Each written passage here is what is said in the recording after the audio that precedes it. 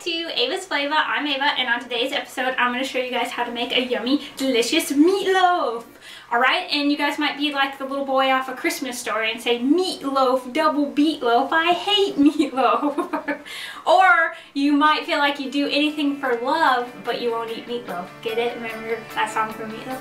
Okay, everyone needs a little yummy, delicious meatloaf in your life, so I promise if you try this one, you'll love it. Okay, so let me show you what you're going to need.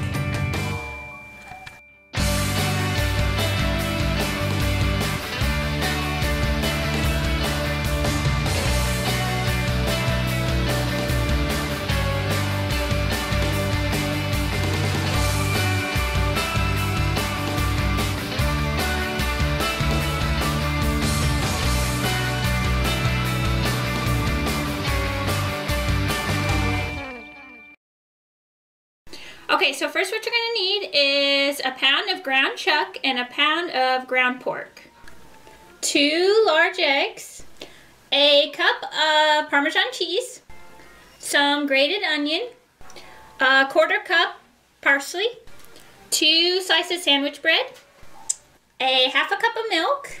Okay, and then for the delicious ketchup glaze, you're going to need a cup of ketchup, a 1/4 cup of brown sugar, a teaspoon of ground mustard, and a couple dashes of hot sauce.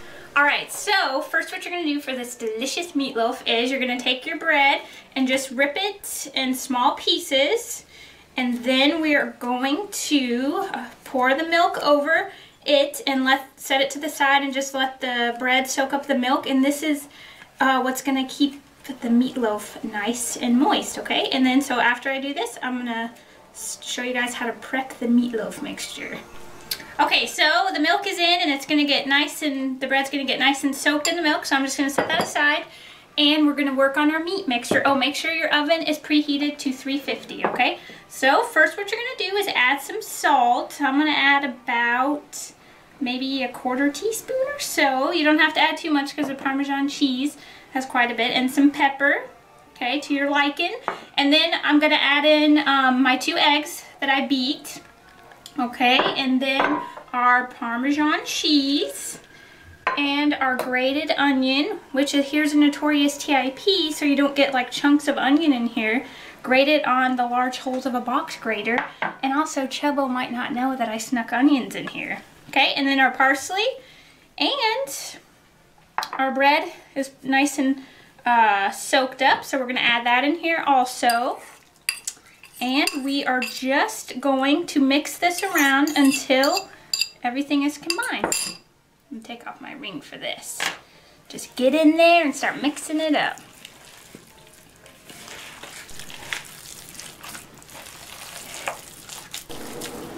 Alright, so I think everything is mixed up pretty nice. And also I threw in a couple dashes of Worcestershire sauce, okay? And make sure when you're mixing it, just mix it gentle, because then it can become too dense, okay? And also, if you want, you can use a leaner meat, but we like Chuck Norris meat because it's nice and fatty. You ever had your fingers on some Chuck Norris?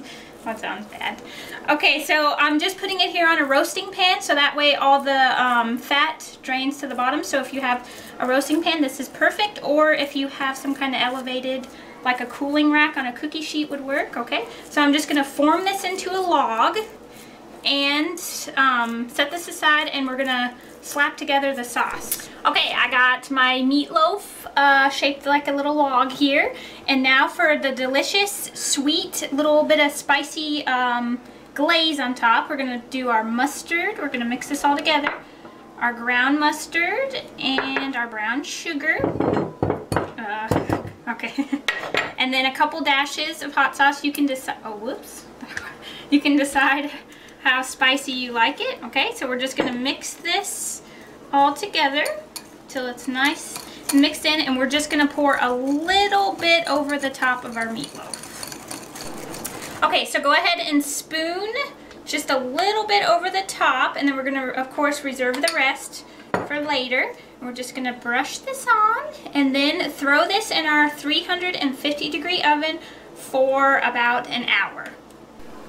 It's been a lovely hour, and now look at this loaf of meat. It's almost done.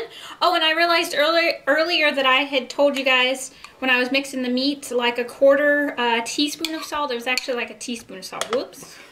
Okay, so we're just going to pour the rest of the glaze over the top.